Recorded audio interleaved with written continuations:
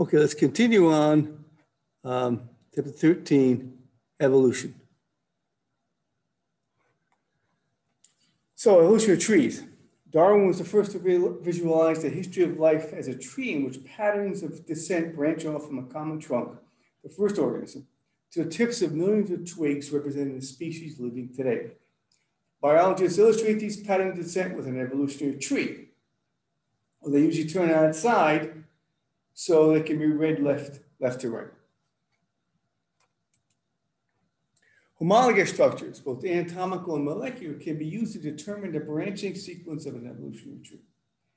Some homologous characteristics, as its genetic code, are shared by all species because they date to the deep ancestral past.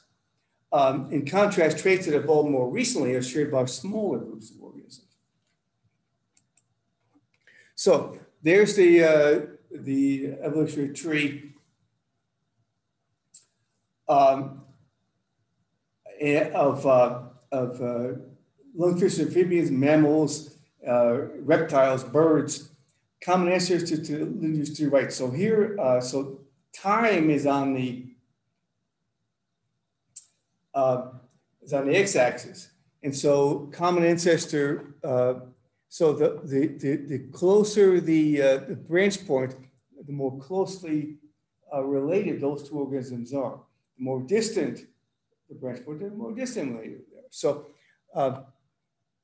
here between lungfishes and amphibians, tetrapod limbs. So an amphibian is a tetrapod. This is what I'm going to be talking later on about this one traditional fossil called Tiktaalik, which is like the ancestor of all tetrapods, which are organisms that live on land that have 4 limbs. So they would break off from lungfishes and amphibians. Then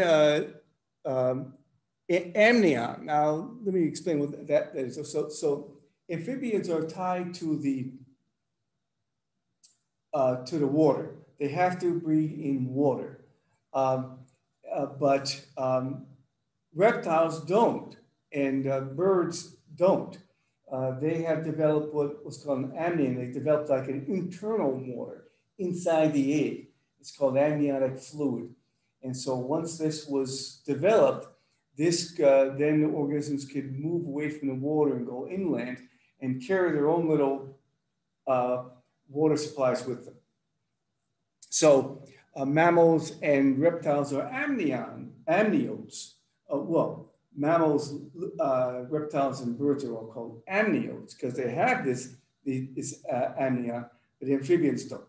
Or then we go on to lizards and snakes. I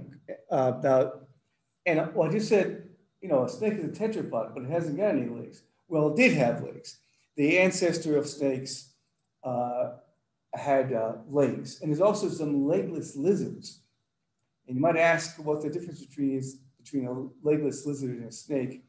And I don't remember what that is now. Anyway, they came from legged ancestors. So they're still considered tetrapods, even though they don't have legs.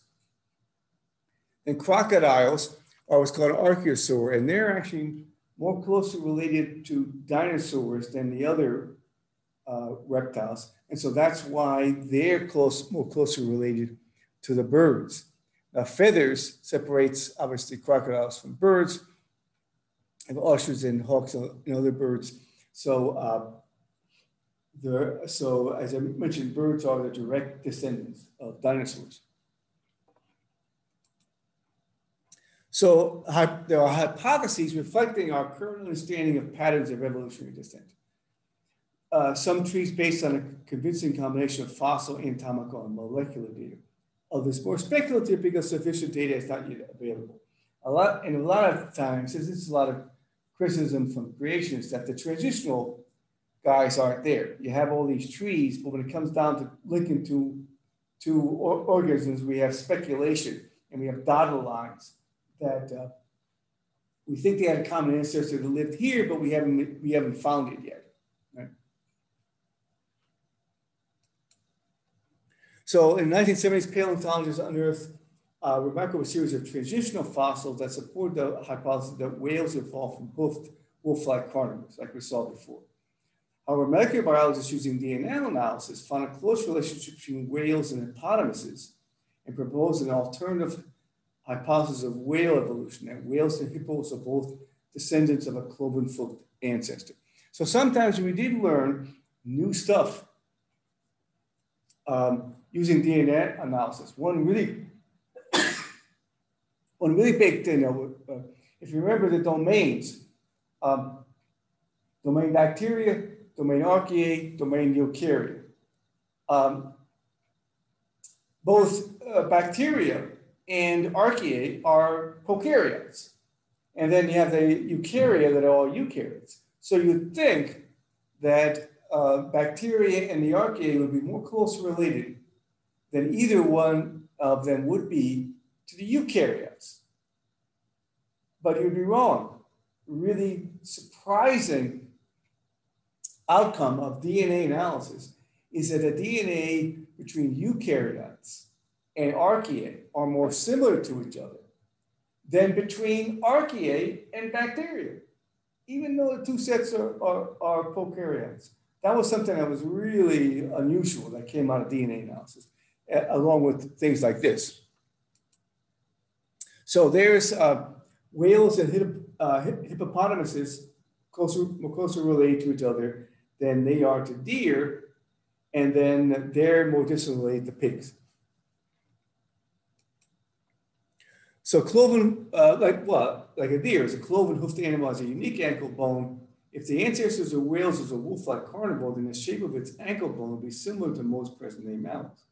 And 2 whale fossils discovered in 2001 had the distinctive ankle bone of a cloven-hoofed mammal, result that supported the hypothesis based on the DNA analysis. So 2 lines of evidence coming together, the fossil evidence and the DNA evidence.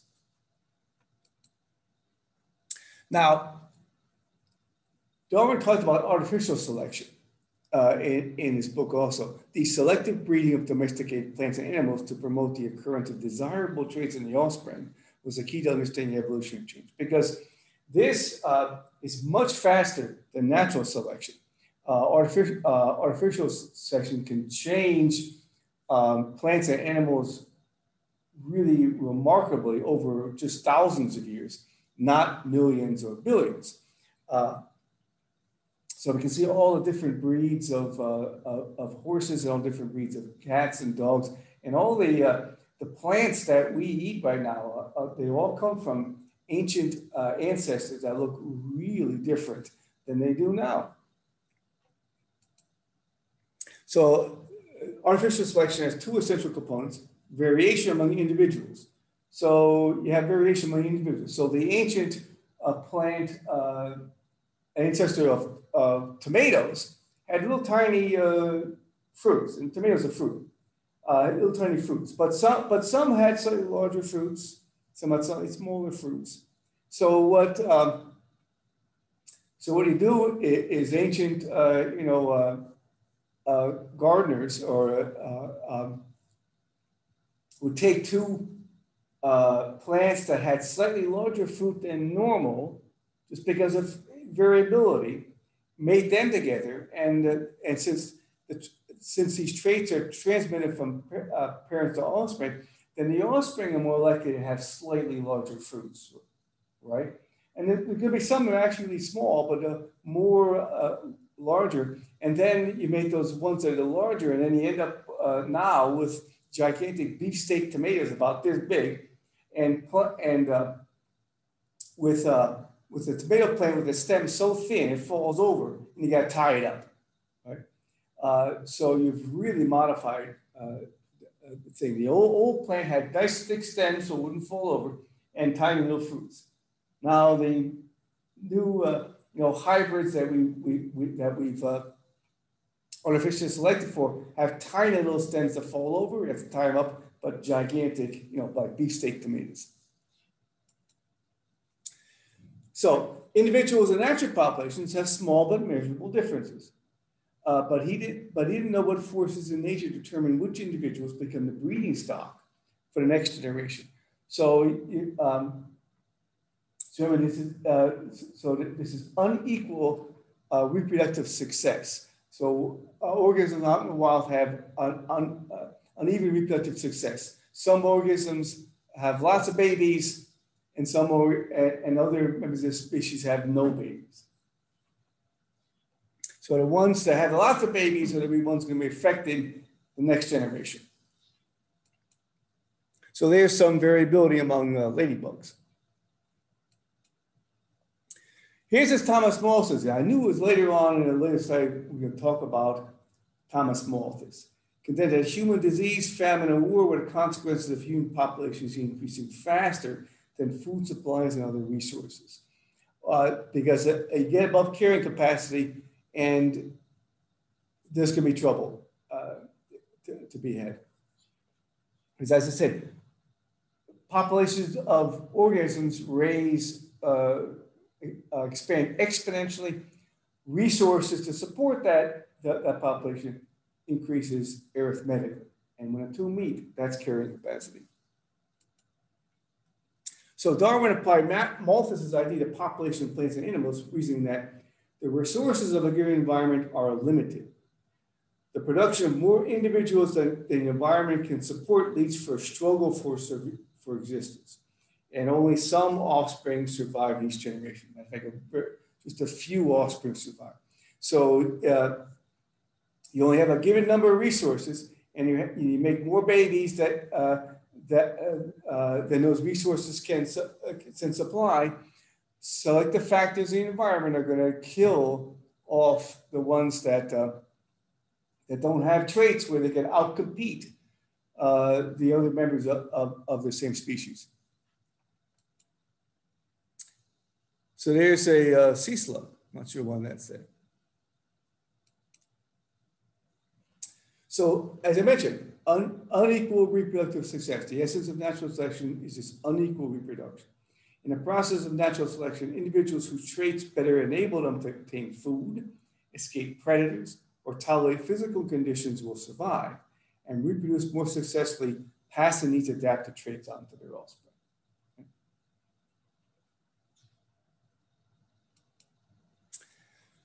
Darwin reasons that artificial selection can bring down significant change in a relatively short period of time. Then natural selection could modify species considerably over hundreds of thousands of generations. So how modified we've made our domestic animals and plants over just a few thousand years. But natural selection is also going to do the same thing over much longer periods of time. So biologists document evolutionary change in thousands of scientific studies. An unsettling example of natural selection in action is the evolution of pesticide resistance in hundreds of insect species. As I said, usually evolution by natural selection is a really slow process. But I want to give you one example before we talk about pesticide resistance in plastic-eating bacteria. Now, plastics have only been around since the 1940s. And they should be a good food source. I mean, they're polymers, and you should be able to break apart and eat them, but nobody had the enzymes to do that.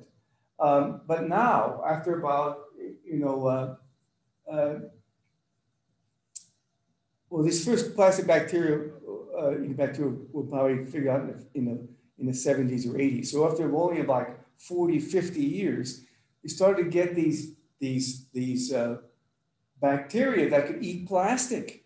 They developed enzymes to eat plastic, and now we have plastic-eating enzymes, and we have recyclable plastics.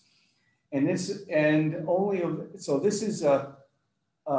adaptive radiation bacteria only over a few decades. So this is pretty rapid evolution of novelty of making something that wasn't there before, because how much plastic is there? So here's a resource that nobody's using. And so nature abhors a vacuum. So we got to find a way to actually use these things. The same thing with Darwin's finches. They landed on the Galapagos Islands, and there wasn't any birds there eating the insects or drinking the nectar or eating the seeds. So there was all these resources not being utilized. So we had an adaptive radiation to fill all these ecological niches. So that's an ecological niche. How do you make a living in the environment? What do you eat? Where do you live? So on and so forth. Okay. So pesticide resistance in hundreds of insect species. So you lay poison down and a relatively small amount of poison initially kills most of the insects. But subsequent applications are less and less effective. This is like antibiotic resistance too. You use a lot of antibiotic, you don't kill every single bug, bacteria, some bacteria have resistance, some insects have resistance to the pesticide. So the survivors are genetically resistant, carrying an allele, alternative form of gene that somehow enables them to survive a chemical attack. And therefore they live through it and they pass on that gene onto their offspring. So the next generation has more individuals of the next generation has this gene, and there's a higher percent of the population that's going to be resistant to these pesticides. So every year you get more and more resistant insects until after a while, the pesticide, like the antibiotic, doesn't work. So pesticide application, so you have that, you have an allele that's in red that confers resistance to the pesticide. The ones that green are not resistant to the pesticide. They're killed. The survivors have their red and they pass it on to their offspring. And now more individuals in the next population have the resistance gene.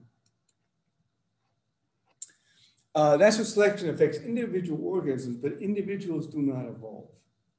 A population, the group of individuals, evolves over time. Now, a population is a group of organisms of the same species that live in a certain geographical area. Right? So Hagerstown has a certain population of human beings, has a certain population of cockroaches, has a certain population of cardinals, and a certain population of mice that live in this area. So population evolves. Over time, as adaptive traits become more common in the group, and other traits change or disappear. This evolution refers to generation changes in populations. Every year, the genetic nature of a population changes every generation. Natural selection is a more editing process than a creative mechanism. Natural selection can amplify or diminish only heritable traits. Although sometimes natural selection can produce novelty, something brand new, like plastic eating. Although an organism may during its lifetime acquire characteristics that help it survive, such acquired characteristics cannot be passed on to offspring. That was Lamarck's idea, acquired characteristics. You learn something, you get something in one generation and you pass it on to your offspring. That doesn't work. So natural selection is not goal-oriented. It does not lead to perfectly adapted organisms. So this is what's the goal of evolution? Well, there is no goal. It's allowing an organism to live long enough to make babies. It has no goal to make complicated organisms or to come up with human beings. It's just out there allowing organisms to survive or not to survive. And because organisms become more complicated over time. So most people think, evolution leads to more complicated organisms. Well, it does. But sometimes you can make a less complicated organism. If that is a beneficial change, then you can make you can lose things in evolution, particularly in parasites. If you have what's called a free living organism that has to go out there and find food and has to be pretty complicated. If it decides to become a parasite, parasites get everything they need. Once they become a successful parasite inside an organism, there's food all over the place. There's no predators, there's food all over the place. And they become simpler and simpler and simpler organisms, but it really just evolved down to a really simple creature that absorbs food through its skin and becomes a reproductive machine, like a tapeworm. It's just a reproductive machine. That's all it does. It reproduces. It gets nutrients from your own GI tract right through its skin. It becomes very, very simple. And you can lose stuff like, talk about eyeless fish. They were going into caves and getting food in the darkness and using other senses to find food. And if they don't use their eyes, and after time, deleterious mutations can build up in particular organs. And if you really need that organ to survive, and you got this real deficit in this organ, then you're going to die.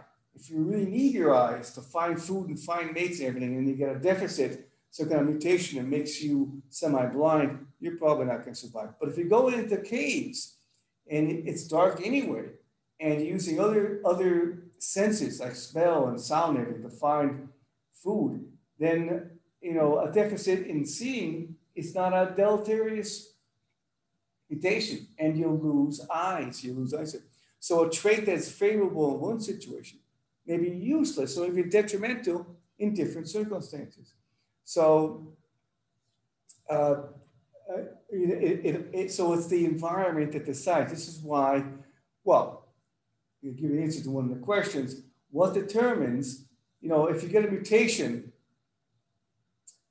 that changes the order of amino acids in a protein, is this a good thing or is this a bad thing? Well, just having that information, you can't tell. You gotta put that organism out into the environment and see what happens to it. If it gets killed right off the bat, that was probably a bad mutation. If it survives and makes more babies than the next guy, then maybe it was a beneficial mutation. So selective forces in the environment will determine whether these mutations are good or bad in individual environments. For example, if you evolve a ability to get along with a little less water than the next guy, but you live in a tropical rainforest, and there's water all over the place, well, that's a nutrient mutation because you're never short of water. But if you were living in an arid condition, you live in a desert, and you got that mutation, that becomes a very beneficial mutation because now you can live, because it's really dry and you can live through these droughts, and the other guy dies of thirst, and you survive and make it to the next rainfall because you can get along with less water than the next guy. You see, so it all depends on the environment, whether these things are good or bad. So Darwin did not know how the variations that are in all material natural selection arise in population. So he didn't know anything about mutations or genetics. And remember, he and Mendel were contemporaries. They were living at the same time, doing experiments at the same time. And they were not that far apart. Mendel was out there in Austria, or is that the Czech Republic, one of the two. And Darwin's in England. And so they're hundreds of miles apart, but they never met each other and they didn't know about each other's works. So how these variations are passed along from parents to offspring, well, that Gregor Mendel had already answered these questions, but he put it in an obscure paper and nobody read it, and so they didn't read it. They didn't rediscover him into the early 20th century, and Darwin by that time was already dead. So he didn't know how these things happened, but he just knew that they were happening. Individual variation occurs in all species. Most populations have obvious physical differences and a great deal of phenotypic variation that can be observed only at the molecular level. Remember, phenotype is how you look on the outside, but sometimes it's just a molecular change. Like blood types, that's a phenotype. Blood type A, it's a phenotype. You can't tell from looking on the outside, but it's still a phenotype. Not all variation in population is heritable. Only a genetic component variation is relevant to natural selection.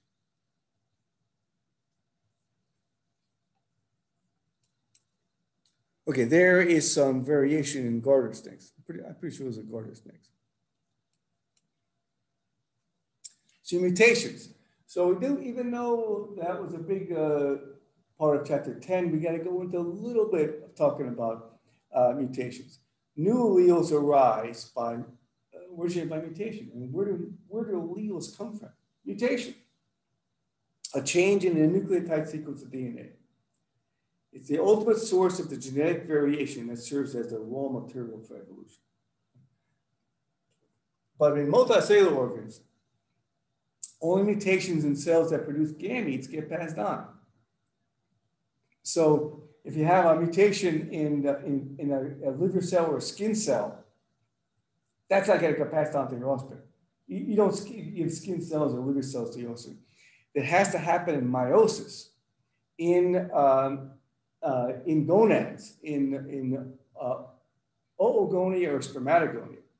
Those are the only changes that can be passed on to offspring and affect a population's genetically. A change as small as a single nucleotide in a protein coding gene can have a significant effect on people, such like in sickle cell disease. One amino acid changed, that's it, out of 455 in hemoglobin. So a random change in a organism's DNA is not likely to improve its genome any more than a randomly changing some words on a page is likely to improve a story. So like I said, usually random changes like this, this is what I call the functional effect of a mutation. There's only 3 functional effects. 1, neutral, doesn't have any effect at all. And that's the most common. And that's what the molecular clock is built upon, in fact. And then there's deleterious change. If you get a well-operating machine and you throw a random change in there, the likely thing is it's going to screw things up. It's going to cause some kind of problem. But every once in a while, that random change is actually going to improve something. And that's the rarest type of mutation. And those are the ones that are selected in natural selection. The ones that improve somehow the ability of this organism to survive and make babies. Okay, mutations that affect the protein's function will probably be harmful. But as I just said, on rare occasions, mutated allele may improve the adaptation of the individual to the environment, enhance its reproductive success, or actually allow it to do something not only better, but maybe something different, or something like brand new. This kind of effect is more likely when the environment is changing in such a way that mutations that were once disadvantaged are favorable under the new conditions. And we're going to look at this I think in the next chapter, when we talk about how populations can change over time. And one population that is in one environment gets separated, and the environments change on both sides of separation. And so different alleles are selected for on different sides of this geographical boundary. So let me give you an example of that, I think in the next chapter. Chromosomal mutations that delete, disrupt, or rearrange some gene cluster are ones that are almost certain to be harmful. You know, they change a whole, chop off a whole piece of chromosome or have extra chromosomes like aneuploidies, they're almost always harmful. But duplication of a gene or small piece of DNA through errors in meiosis can provide an important source of genetic material and eventually lead to genes with novel functions. So we get some new things working. In prokaryotes, mutations can quickly generate genetic variation in a population. And because bacteria are haploid, with a single allele for each gene, a new allele can have an effect immediately. Because remember, if you're diploid and you have homologous chromosomes, you have one new allele that's made, but it's recessive. So it has no effect on individuals that have a dominant one. You have to get 2 of them together before that individual has that phenotypic effect.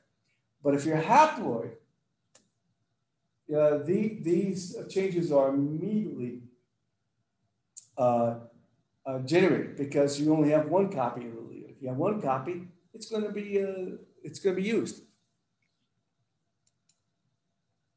So animals and plants average about one mutation in every 100,000 genes per generation, have long time spans between generations, and have diploid genomes that prevent most mutations from significantly affecting genetic variation from one generation to the next, because most of them are recessive. So this is, like I said, part of the importance of sexual reproduction, to try to change as fast as prokaryotes change. So in organisms that produce sexually, most of the genetic variation in population results in a unique combination of alleles that each individual inherits from their parents.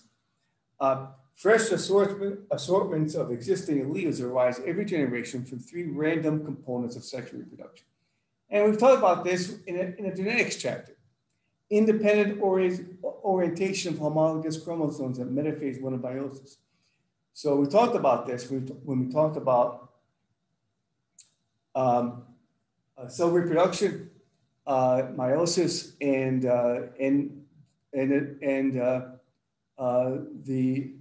how genetic variation arises from meiosis. Crossing over, remember crossing over. This mixes up chromosomes. It makes different combinations of alleles on chromosomes. And that's one of the big area mechanisms of genetic variability. And then random fertilization means that you put out these eggs out in an environment that have a particular combination. You can't choose what combination of alleles are in your eggs. You can't choose what combination of alleles happen to be in your sperm. And then you put these eggs and sperm together randomly, and they find each other, and it's just a random combination of these chromosomes now. That's called random fertilization. So the evolutionary impact of natural selection is only apparent in the changes in a population of organisms over time. So as we defined before, population is a group of individuals of the same species that live in the same area and interbreed. Well, we should define species now, right now, actually. They define, in the next chapter, we talk about speciation more, and how organisms make sure that they mate with the same species. A species of organism, a species is a population of organisms that can interbreed and make viable offspring that can also interbreed and make offspring. So that's what a species is. So that's the important thing about interbreeding. Now, it's not a perfect definition. It's called the biological species concept. It's not a perfect definition because some organisms reproduce asexually, so they don't interbreed. So it's not perfect, but it's a good concept. Different populations of the same species may be geographically isolated from each other to such an extent that exchange of genetic material never or rarely occurs. Such isolation is common in populations confined to different lakes, different islands. So if you can't have they're geographically isolated from each other, you can't share genes back and forth. So there are different lakes. So it'd be tough for a fish in one lake to share genes with fish in another lake, or pass the different genes on. Okay, I'm going to stop at the gene pool because we're going to get into the Hardy-Weinberg equilibrium, and I think that's I want to put that in its own context. So I think I'm going to stop here. This one will be a little shorter than usual, but I think we'll stop here and pick up on a gene pool on the next video lecture. So this will be, like I said, 106 evolve 3. So I see you in the next lecture.